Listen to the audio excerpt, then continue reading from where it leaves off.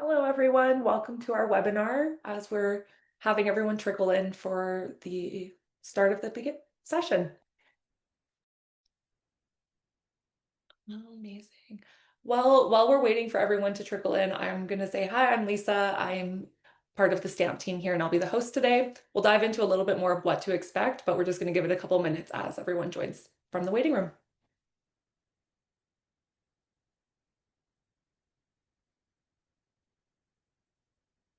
If our panelists want to get ahead, I will be asking everyone as they join what their favorite fall drink is. If you guys all want to add your favorites in the chat as well. It doesn't have to be Starbucks. I know it's pumpkin season, but Jason, you're on an Australian team, so maybe you have some diverse ideas. Yeah, it's getting hot for us, actually. I guess inverted for you guys. So definitely something cold for me at this time of year, particularly in Australia where I am.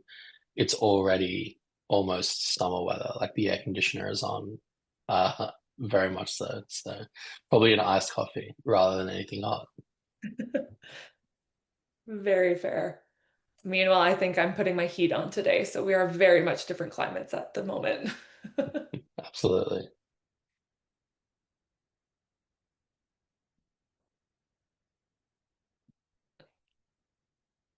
Holiday spice flat white, is that available yet? Well, they're doing pumpkin spice now, I guess. I'm Okay. definitely the one when I go with coworkers to the coffee shop, I'm getting made fun of for ordering those drinks as everyone else gets a black coffee, but I feel zero shame about it. That's very valid. Flat whites are superior in my opinion, but that could be a humble opinion. Invented in Sydney, if you didn't know. Yes. I'm in Toronto and my favorite coffee shops actually are located from Sydney, like or from Australian beans and like producers. So I am a big fan of Yeah. the Australian coffee scene.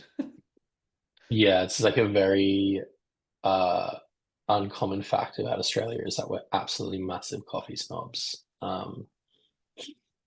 Which there's like a whole interesting history about because a lot of like early Australian settlers were teetotalers, so like they didn't drink alcohol, and so like cafe culture became this huge thing in Sydney and Melbourne. Which is Okay. yeah, just a very random fact about Australia is that we have like this crazy coffee culture, and it does make traveling and being tired very difficult when we have obscenely high standards for what a good coffee is.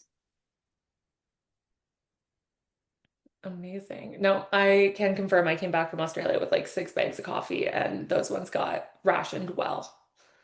So, but yes, I think we do a webinar on coffee culture. I mean, that could be a niche in itself. 100%. Absolutely. But instead of planning our next webinar, why don't I give a bit of an overview of what to expect today? We still have a few participants trickling in, but I do want to be mindful of everyone's time. So first and foremost, thank you for our panelists for joining, for the participants also taking time out of their day. We're really excited to dive into DTC retention strategies for your biggest and easiest BFCM ever, which obviously it is BFCM conversations happening right now, but the goal here is really that everybody is going to be able to walk away with actionable takeaways that they can implement leading into the season. So I do want to let everyone know that this session is being recorded. The recording will get sent out afterwards, so you can really engage and focus on what's happening, and we will make sure you get all the resources you need afterwards. And as I mentioned at the start of this, my name is Lisa. I am from Stamped and I am the head of partnerships. So I work very closely with all the members on the call here. And we're really excited to dive into these practical strategies. So without further ado, I'm going to give you a little bit of a breakdown of what to expect in this call today. So each of our 4 speakers are going to be highlighting one area for retention mastery, if I say so myself. And each section is also going to include actionable takeaways and some exclusive offers. So you do really want to make sure you're paying attention to what they're talking about and also listening till the very end because we will have different things that we're highlighting throughout.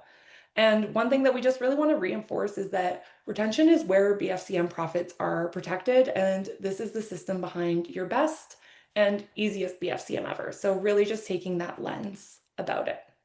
So I'm going to pause on talking and introduce our incredible panelists, and we'll go in order of the pictures. So over to you, Tila.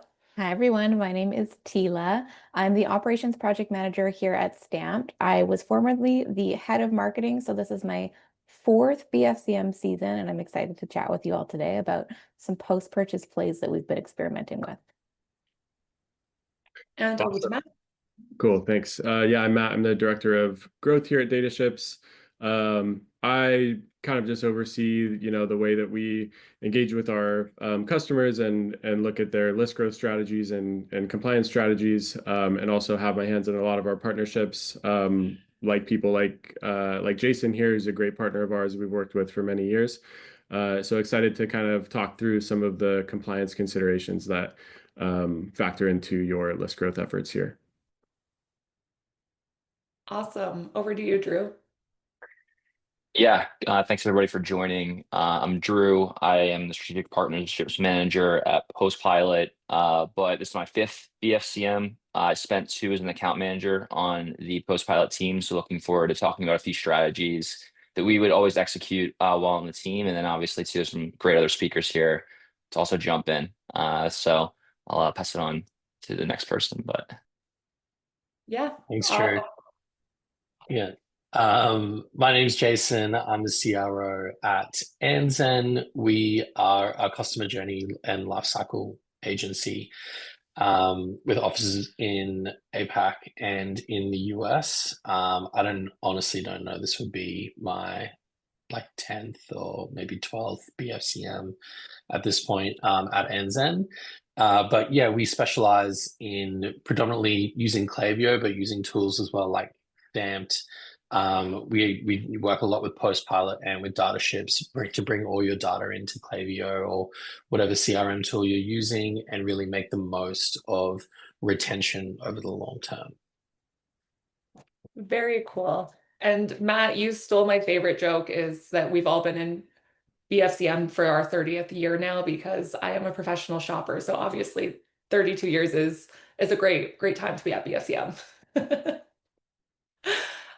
But before we go into each panelist, the next thing I just want to highlight is looking at what's actually standing in the way of retention during BFCM. So setting a bit of the stage to jog some ideas and memories of what we're going to be diving into. So the first retention block that we're looking at is chasing short-term BFCM revenue without cohesive retention plays lined up, leaving first-time buyers to churn. So focusing on sales and not the retention itself, and no follow-up or loyalty plan. So that's something just to start thinking where we can fit in on that space. Another one is digital fatigue. So most customers ignore brand emails during BFCM. Retention suffers without channel diversification like direct mail. I am guilty of receiving 300 emails that I probably am not going to read. So Postpilot is one of those ones, and I won't steal your thunder, but being able to diversify what you're receiving and mixing those channels up so that you can maybe get in front of the right people in a different way. Another big one is compliance gaps. Brands fail to capture marketing consent properly at checkout, shrinking the reachable audience post BFCM. So weak consent capture does often equal a smaller list. And a big takeaway on that is compliance is driving growth and trust. So really wanted going into those areas of how can we use that information, sorry. And Matt from DataShips is going to dive into some of those elements. So I'm just the preview of what these conversations are going to come. And last area that we want to dive into is acquisition heavy focus. So brands overspend on their ads and discounts, neglect tailored post-purchase journeys, causing a high drop off after the first order. So heavy discounts, no post-purchase experience. I think it does kind of spell it out itself. And we want to look at how we can automate reviews, loyalty, and repurchase flows. So this is me setting the stage for the conversation to come. And I'm really excited to hand it over to Matt, who's going to kick off with how to grow your list compliantly at checkout. So over to you, Matt. All right. So yeah, obviously I'm Matt here with DataShips. The premise of this is really that, everyone knows you're going to be getting a lot more traffic over peak season. So what I want to walk you through is how you can actually get more of the buyers, meaning the people successfully passing through your checkout, opted into your marketing lists. compliantly, which is a very important piece of that, provided your brand values data privacy and complying with the regulatory environment globally. So this process really centers on these two tick boxes at checkout. They're the consent boxes for both email and SMS. And a lot of consideration can go into these boxes. The way that a brand sets them up is very important, both from a growth standpoint, meaning however many people that buy from you, they're going to see these boxes, and the way that they interact with them is going to determine whether or not they end up on your marketing lists. And then from a compliance standpoint, the consideration there is really around like, are you treating the first party data that you're getting through this touch point compliantly?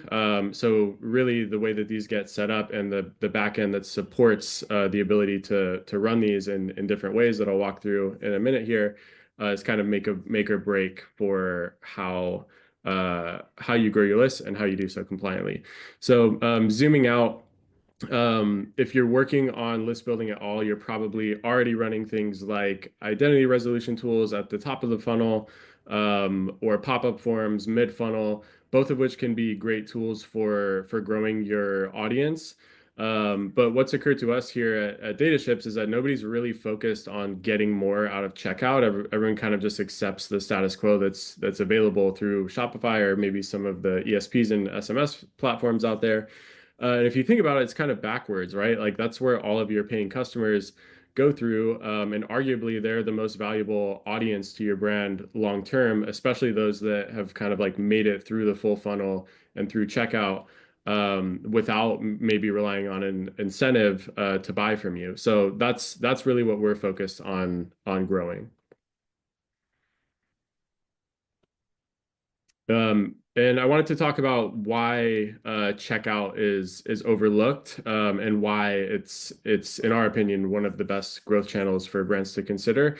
And it's partly because when there is first party data being transacted, there's a larger compliance burden for how that data needs to be treated by the brand.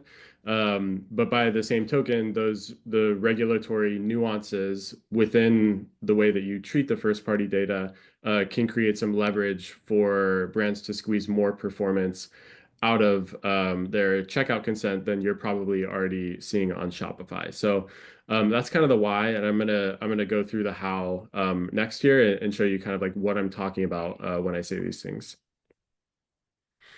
So by default, if you're using the unticked email checkbox, you're probably converting like 5 to 10% of your checkout visitors to your email marketing list. If you're using pre-ticked, you're probably converting around 55%. The main places that we see these configurations running, like unticked is much more popular in Europe due to GDPR and the way people interpret the way the laws should run there. It's compliant to do the pre-ticked box in the US.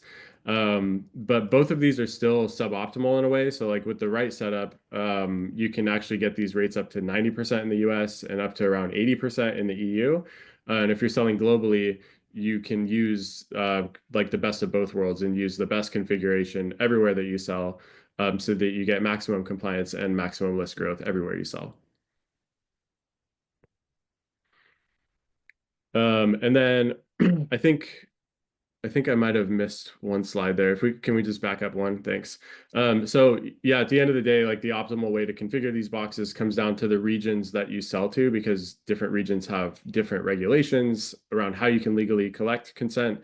So I kind of mentioned that the two ways that you can do this differently in the EU and the US. In the EU, you can rely on what's called the soft opt-in, which is compliant with the e-privacy directive and GDPR guidance. That means using the language, it's unticked and it says tick the box to opt out. So that'll raise it from like 5 to 10% to 80%. In the US, you can rely on, in Canada as well, you can rely on implied consent, which essentially means you get consent to email if somebody buys from you, so long as you have certain fundamental compliance checks going on in the background. And those checks are what I'm going to talk about on the next slide. So provided you care about doing your email and SMS compliantly, which arguably you should, because there's tons of lawsuits happening around there, especially in the US around SMS. I'd highly recommend looking into the compliance backend that you have going before you consider enabling these different configurations. But basically, to stay above board collecting data this way, you need to ensure you're collecting consent legally in every region that you sell to, meaning you should not be using a configuration on your store that could be non-compliant, for example, in the UK when a customer is checking out. And then you need to ensure that nobody on an exclusion list, like a suppression list, a do not call list, a global opt-out list, is getting unintentionally opted back in when they pass through checkout. And you should be recording the time and details of their consent in a record to make sure if you do get a complaint, you kind of have a record of like, what did they agree to? When was it? What channels was it for? And those are what we call the kind of like compliance audit trail that you should be looking to create. And then the next slide is where I want to talk about like why this matters based on some of the data we have. So why is it important? Because if you get a marketing opt-in, it has a very outsized impact on the LTV that you're going to get from that customer over the long tail. In our data set, we see on average, it increases the LTV by like 2.5x just by moving them from a cohort of not subscribed to subscribed. So that's basically it. That's what I would recommend for like how you get more of your BFCM buyers opted into marketing so that you can continue to nurture them and retain them over the long tail. Amazing. I think that was incredibly impactful, and thank you for pacing with me on those slides. I think we nailed it. One thing before we dive into the next one, I do want to make sure all of our attendees know as well is please use the chat to ask questions. We are going to have Q&A at the end. We have some pre-submitted as well, but we do want to leave space in the chat for all of you to engage. So thank you so much for that. Next. I'm sorry that I forgot to include the offer slide too. But basically, if you wanted to A/B test, like we run those configurations for our clients, right? That's kind of what we do. Consent infrastructure that grows your audiences and your retention revenue. So we A/B test everything for free if you want to compare your current setup to us. And then if you end up signing on with us, we have an SMS opt-in widget that increases the SMS opt-in rates as well. And we can offer that for free through the end of the year. Amazing. We will make sure we include that in all of our follow-ups as well. So there's no slide, but we'll include it in the follow-ups for you guys. Amazing. On to our next presenter. So Drew is going to be diving into how to engage customers and increase their LTV. So over to you, Drew. Yeah, thanks so much, Lisa. I think this is good timing following Matt's presentation. But basically, just to kind of like set the table here before diving into the strategies, I just kind of wanted to address like why you should be incorporating direct mail into your marketing, and especially during Q4. So I wanted to start this out by asking the question, and again, it's good timing following Matt, but is how many of your existing customers are actually subscribed to email? And Lisa, if you want to power through. Yep.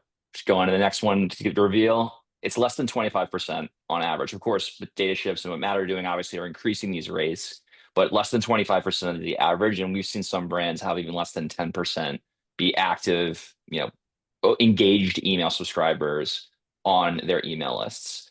So really what we're looking to do on our end is help address that group of those that you cannot reach out to email, and then double hit those that you can. So please, you jump to the next slide here. There's the pie, right? Like you see like that small sliver of those that actually are subscribed and engage with your emails, and those that don't. And we can use direct mail to get in front of them because there's no law around opting in for direct mail. We can send to any customer who has bought from you. We also have the ability to match email addresses to physical addresses. But also, too, we've seen a 24% increase in those that receive both direct mail and email and convert on a purchase. So really interesting way not only to expand your marketable audience, but also increase the conversion when aligning it with email. Good. Perfect. And then again, showing some like quick data on like how this works. The biggest thing that we see is on average, a postcard or a catalog, even some of our customers will send, stays in home on average for 14 to 21 days. So if you can get a card in someone's home the week before Black Friday, on average, it will be there the entire BFCM week, even following up after that. We actually ran a benchmark report where we went through all of our campaigns from last year and saw that the median retention, so those going after existing customers, incremental return on investment, just meaning that we ran holdout tests where you see the treatment group of those receiving cards versus those that have the same segment but do not receive cards. And we saw a 3.56x incremental return on investment for those that did. So it's converting, it's engaging, it's staying in home. And also we can have these cards out printed, shipped, and delivered within 7 days. So it's fast and easy. And also there's no increase in price during Black Friday, Cyber Monday. I know for Meta and Google, the cost per click can really rise, especially during election season like last year. Our pricing remains the same, about like 65 to 85 cents per card. So that's kind of, again, setting the table as far as like kind of what we're doing at Postpilot and why direct mail matters during this time. But now we can actually jump into a few strategies that we're typically using during this window. So to kick things off, I think like kind of like the basic thing that we always do, but I think this is pretty much across any sort of channel, is tailoring the messaging in the postcards around recency and frequency. So again, on the frequency side of things, we typically break this up into one-time buyers, repeat buyers, and then VIP buyers. The repeat buyer group is typically 2 or 3 orders, and we'll have different messaging for each. So maybe for a one-time buyer, we'll just kind of nudge them to come back. Typically, we'll use the Black Friday offer, whatever that may be. We'll have even some like reviews and things of that nature, just to provide some social proof as well on the card, reminding the customer that they had a great experience the first time. Now come back to increase that experience. For repeat buyers, typically we want to highlight new items or like cool bundling ideas that you'll have during the holidays. And then for VIPs, which I'll double down on in a second here, it's almost more of like a customer experience play. So really just tailoring the messaging, making it very personalized for those groups. And of course, again, kind of going to direct mail specifically, we can target the unengaged email and SMS subscribers you have on your list. So if they're not opening emails in say like the last 30 to 90 days, we can target that group specifically with postcards, catalogs, trifold mailers, things of that nature that we can use here. The next strategy I would say that's like a classic direct mail, but even can be used on email and SMS, would be converting fence sitters. So we would define them as those that either browse and abandon the site or add to cart, but never purchase, so a cart abandoner. We, with direct mail, of course, can go ahead and target them automatically within Postpilot, but also with email, you can build this list throughout the holidays and then target them with like a last chance type of reminder. Of course, it can be like the first week of December, or you can even kind of do it throughout the holidays. But I highly recommend having that segment prepared. Again, with Postpilot, we can help you get that set up, but you can do it with any channel really. And the biggest thing here is we want to make it a limited time incentive to use this post BFCM before the holidays, before the end of the year. So having messaging around that, I think, is really important as well. And then again, last strategy here that I think is a really cool one, and something that we do with pretty much all of our customers, is really focus on the VIP buyer groups. So one cool thing that we can do in-house is we actually have a robot that will write out a postcard like you see here. So it's like a pen to paper, writing out a message. We have 6 different handwriting fonts. So if you have a specific person at your organization you kind of want it to look like, typically we can make that work. But even on the email side, just creating like a really personalized type of message for these type of customers, those that you think of as your VIPs, I think is really important. Something you definitely want to double dip on come BFCM. So again, the goal here is to build loyalty. I think with these buyers, sometimes you don't even need to offer them a discount code, but just say, hey, thanks for the great year. Thanks for coming back during a busy window, I think is a really good way, again, post BFCM specifically, to engage this group. So those are the big 3, and that's kind of the overview again on direct mail. But if you are interested in getting started with postcards, the deadline is actually November 12th. So we do have some time here to get it off the ground, and you get 1,000 free postcards for joining the webinar. So feel free to reach out to me or anyone else on the team. You can even just go to postpilot.com/meet and we can help you out there. Amazing. I will say, seeing these letters, I know the chat, we were kind of talking about it. They live on our fridge. It truly, if anyone needs to test a BFCM market, just talk to me. I am a professional shopper at this point. But it's honestly very relevant, and I think that's great. Before I pass it over, I do want to just talk to the attendees. I've seen a couple hands raised throughout. I do want to direct those hands raised to either the chat or submitting Q&A questions. We won't be calling upon the audience, so just wanted to put that out there. If anybody raises their hand, we won't be calling on it, but please use the chat and the Q&A. So back to our BFCM combos. I'm actually going to hand this over to Jason over at Anzen. As we were talking about coffee culture, I think you have much more expertise on this area, so I'm very much excited to hear what you're going to dive into. Yeah, so we want to look at the period after BFCM and look at retention. So a lot of what we do at Anzen is looking at the entire customer journey. We want to look at your lifetime value. And while we don't work in the ad space, we are, we're very clued in with working with clients, understanding what their cost per acquisition is and how we're making sure that the LTV over the long term is really going to pay that off. So everything I'm going to cover today is kind of in the thick of it. And then what are we going to do after Black Friday? So we want to move customers from their first to their second and to their third purchase, ideally.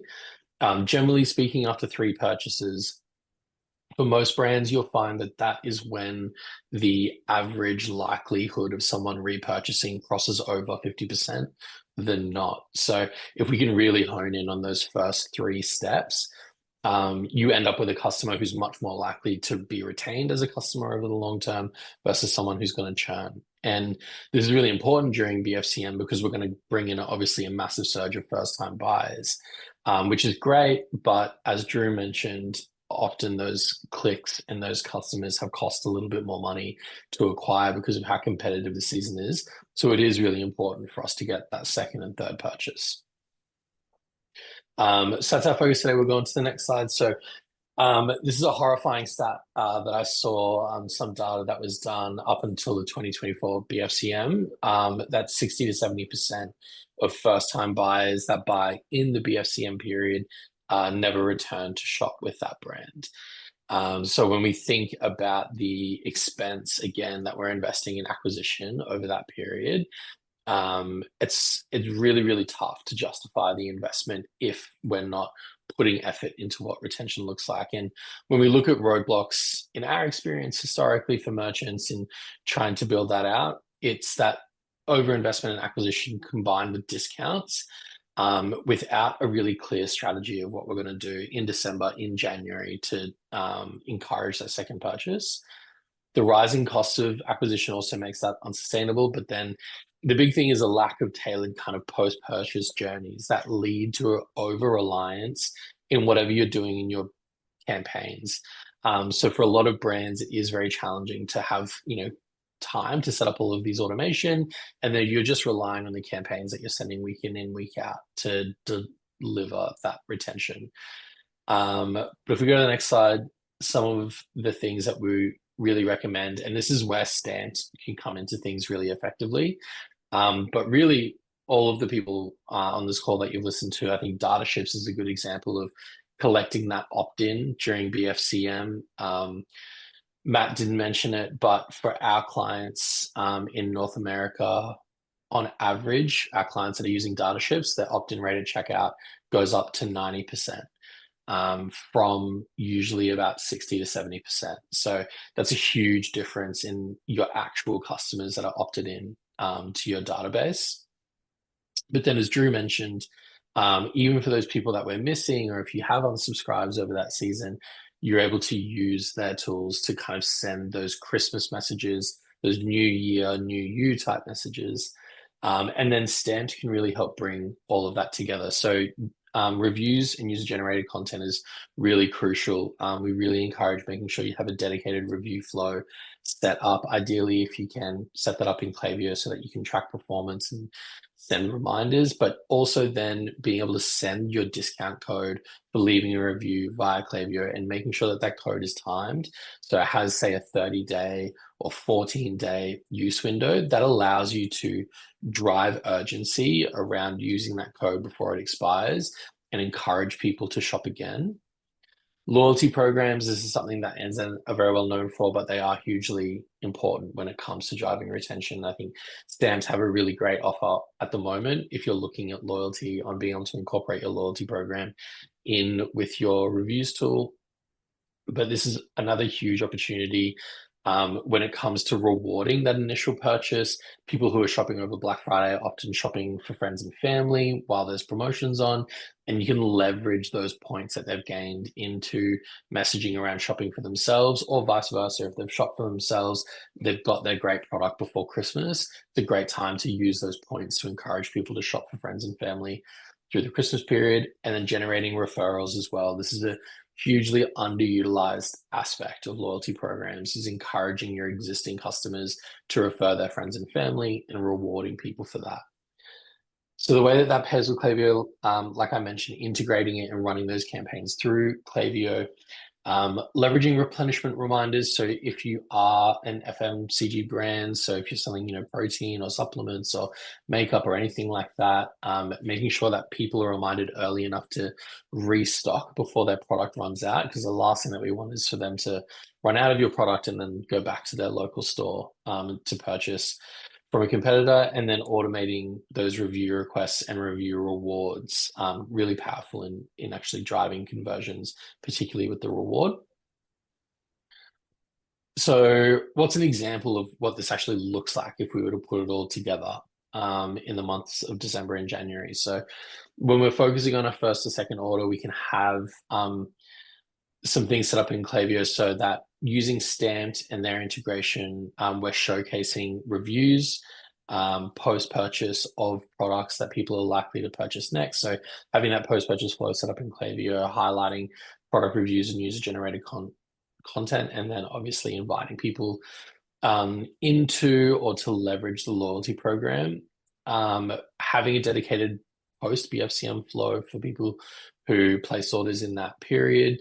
And then a very quick win is you could do something like launch a double points campaign for a second purchase in December.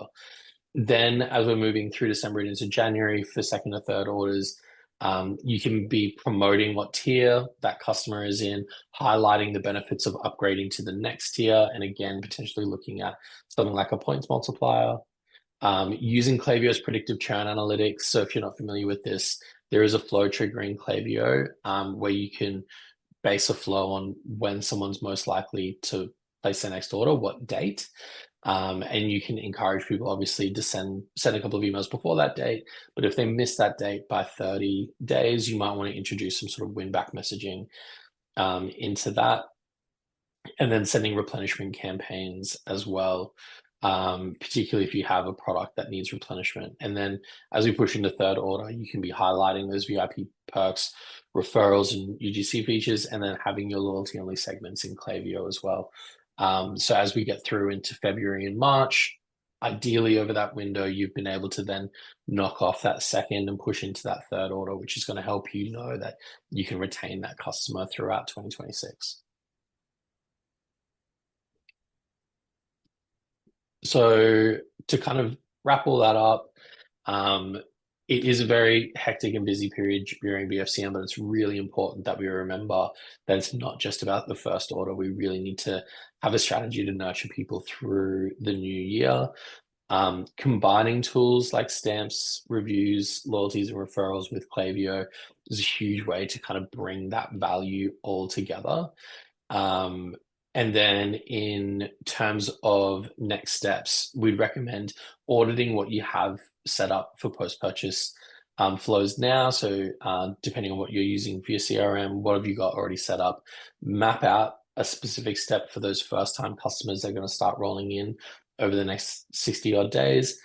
And then even if you were to do one thing, just test one of those retention tactics. You could be talking to Stamped about what a loyalty program might look like coming into BFCM, and how could you leverage something like double points or even referrals over that period with Stamps to get the most out of it. And then the last thing I'll say is, if you did want to find out more, feel free to head over to our website. You can register for an audit and book a session with either myself or someone from our North American team if you're in North America or EMEA. Amazing. Well, I appreciate you sharing how we work so closely together. I think it's one of our favorite parts, at least on my end, from tech partnerships and agency partnerships, of getting to work with people in the space. So thank you for breaking that down and highlighting how I think you mentioned every single one of the partners on this call and how we can all come together on this. So I think that was such a great approach to it.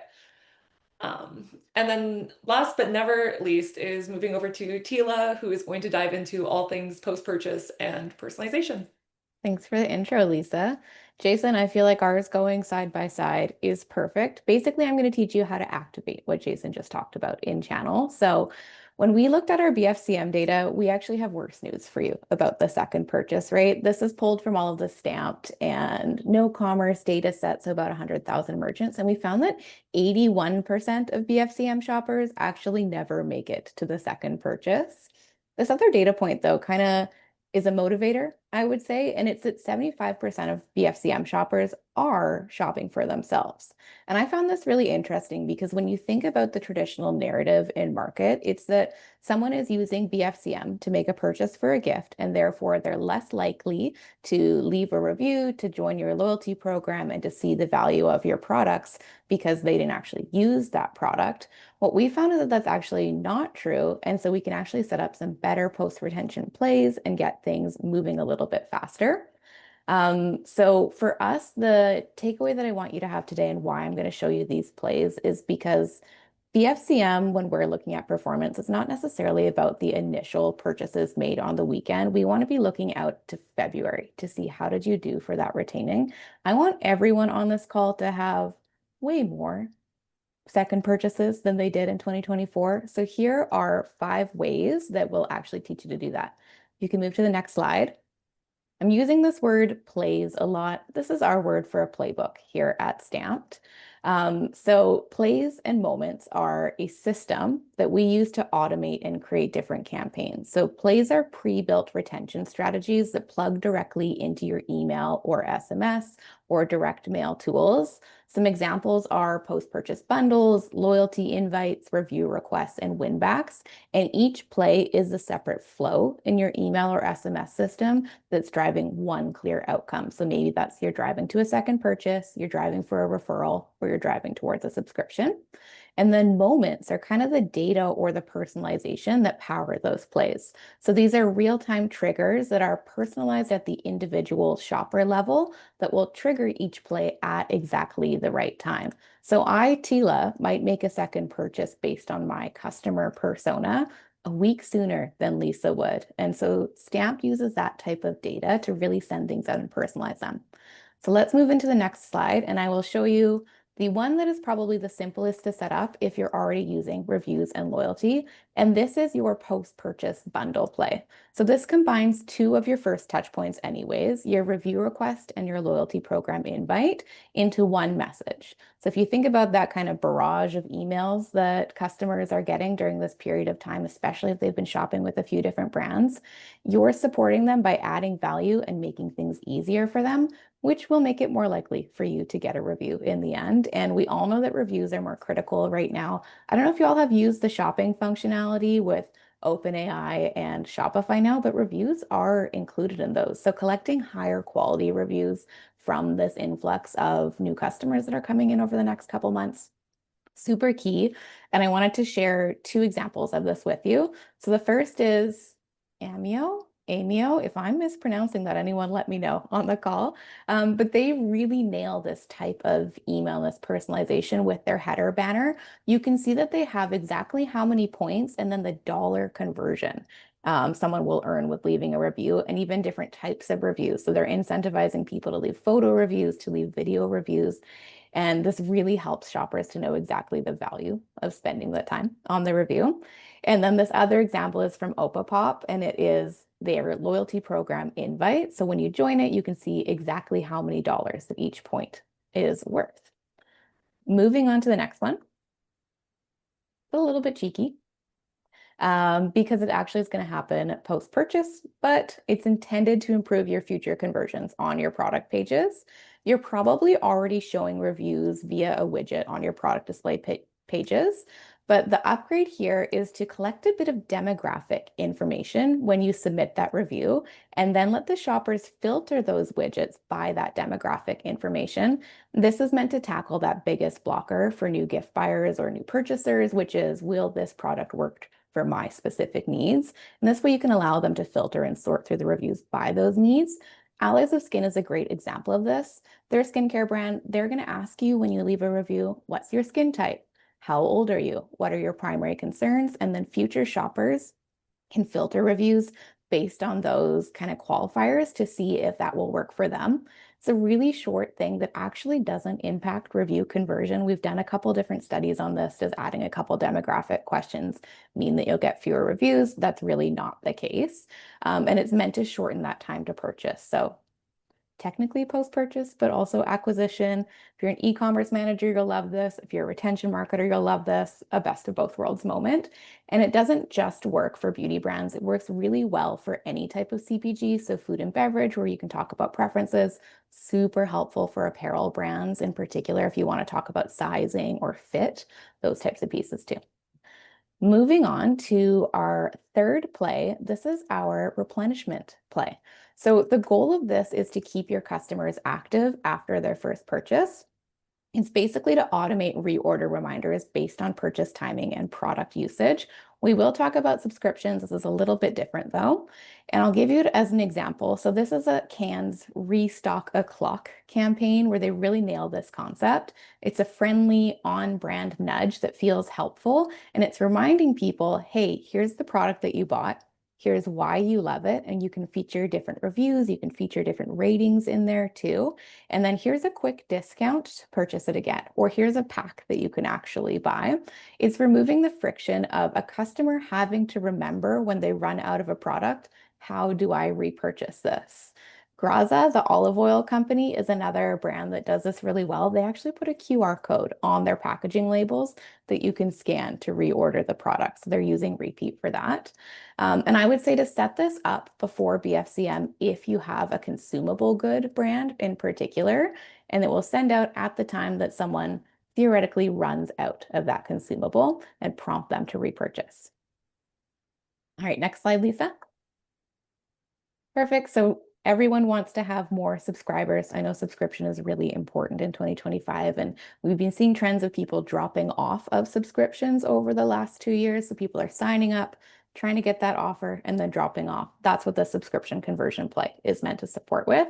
We're trying to turn our one-time BFCM buyers into recurring revenue. So people who bought the product, enjoyed it, and are likely to purchase again. This play is going to send a targeted email about 30 to 60 days after purchase when they're running low. So similar to the replenishment, but it's focused on savings as opposed to just the value of the product, and setting them up to buy with a subscription and receive a discount in exchange, or a small offer in exchange. The goal here is predictability and simplicity. You don't want someone sitting there deciding, do I subscribe? Do I not subscribe? Doing all the subscription math in their head. This hits the easy button for your customers and makes it more likely for them to opt into that. All right, final play. This is actually a campaign. I know I said that these were recurring automations, but this one you can repurpose across different types of promos throughout the year.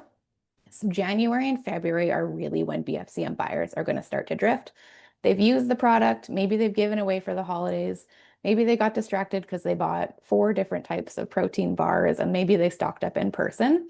This play is essentially repurposing Stamp's lapse prevention email that re-engages a shopper 30 to 45 days after their holiday purchase. It's really meant to be a friendly check-in and not a hard sell. It's just a nudge to bring them back where the interest is still warm.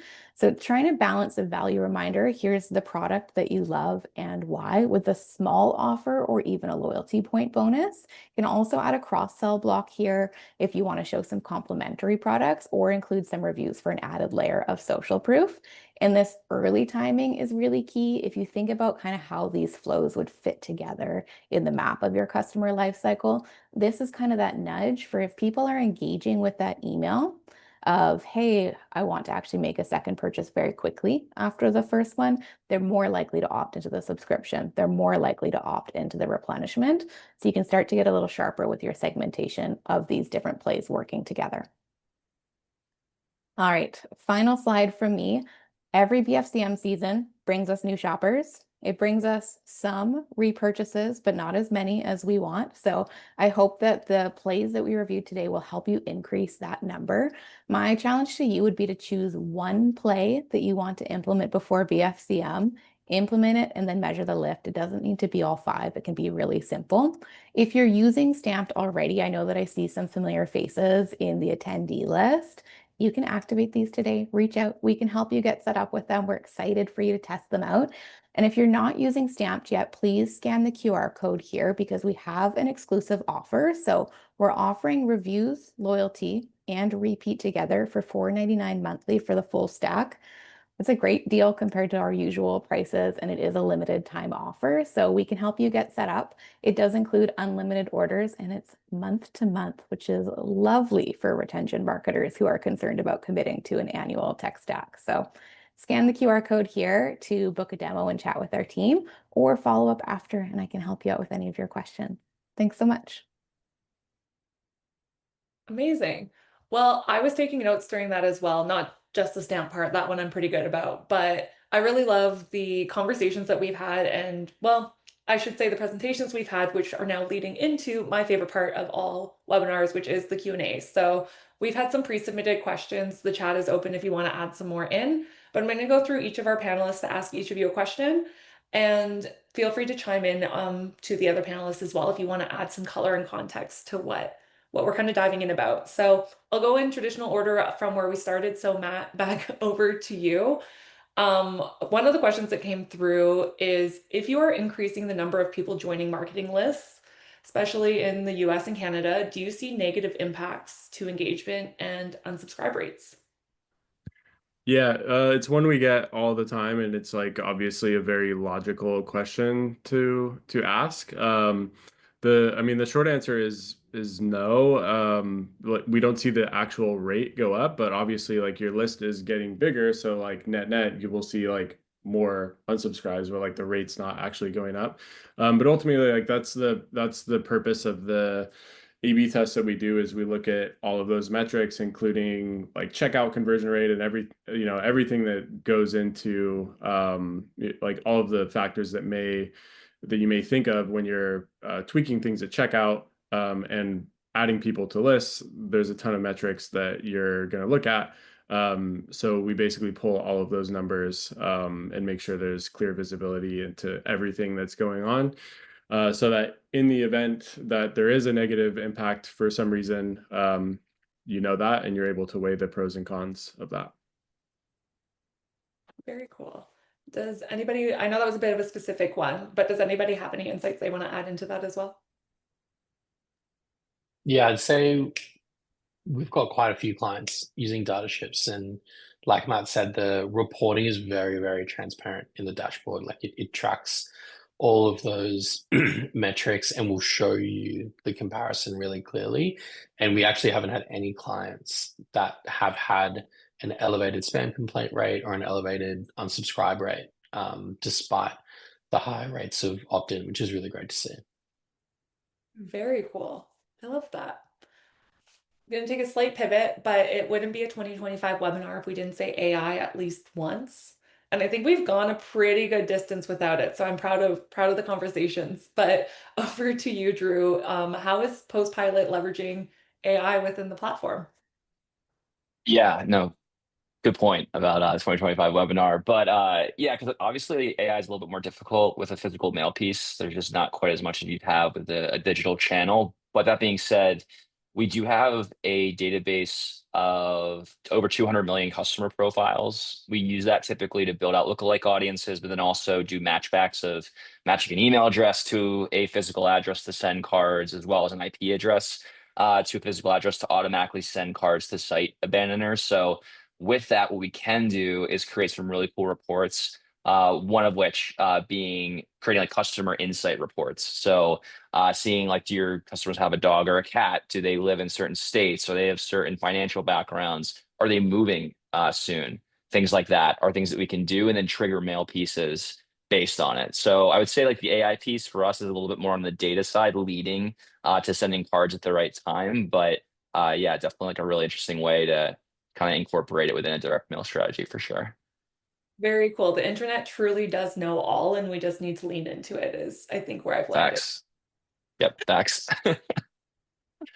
Jason, you being from the agency side, you have perspective on all of the platforms that we've been chatting through, but I think one thing I was curious about, and a couple people chimed in as well, was what's one underrated strategy you've seen drive strong results and people could potentially use to leverage in BFCM? Yeah, I think loyalty is a really powerful tool because it encourages customers to spend more, essentially rewards them for spending more. So it can be a really great tool to leverage in BFCM, things like double points campaigns or points multipliers for hitting certain tiers of spending. It's the same concept as bundling, right? And running your BFCM offer around like, if you spend 100, get 10% off, 200, 20%, 300, 30%, is that you want to encourage that order value to be higher.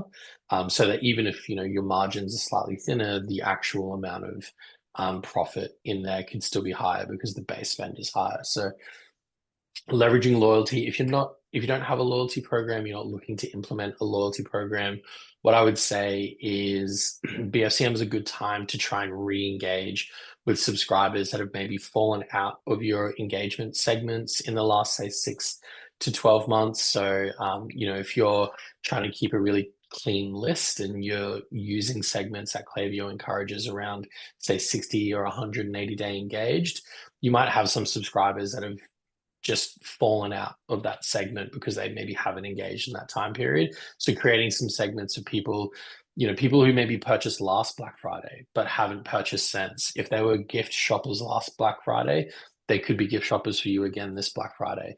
So try and pick out some of those segments and seed them into your database as you come into the holidays. Very cool. Does anybody want to add into that conversation? Well then, I Answered too well. you summarized it too well. I think we're all taking notes going apply these. But I do want to make sure we leave space for everyone to have a question as well. So over to Tila, you showed a lot of examples, but what are the benefits to combining flows rather than keeping them separate? Yeah.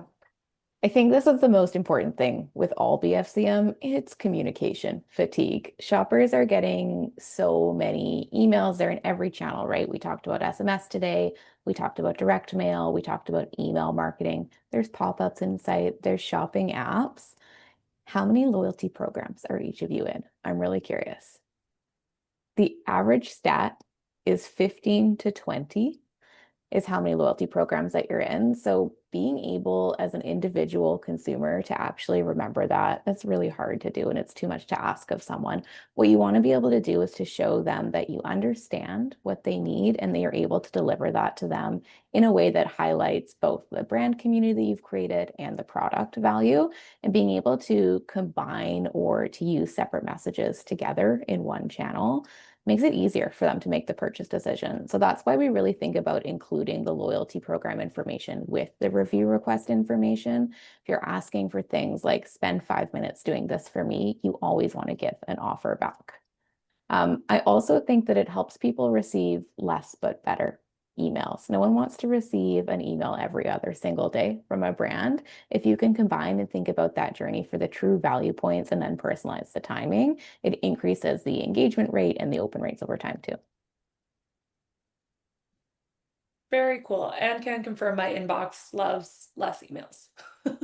Yes, less emails that you actually want to read, right? 1000%. Well, on that note, I do want to make sure we're being mindful of everyone's time, but a huge thank you for everyone who joined our webinar, who engaged in the conversation as well today. I know I've taken away a lot of insights and I hope everyone else has as well. As mentioned, we will be sending the recording out in the coming days, so we're excited to continue the conversation. And if you have questions, you can reach out to each of the panelists after the fact. Thanks, Awesome. Lisa. Thank you, everyone. Thanks, Have a great everyone. day. Guys, See ya. yeah.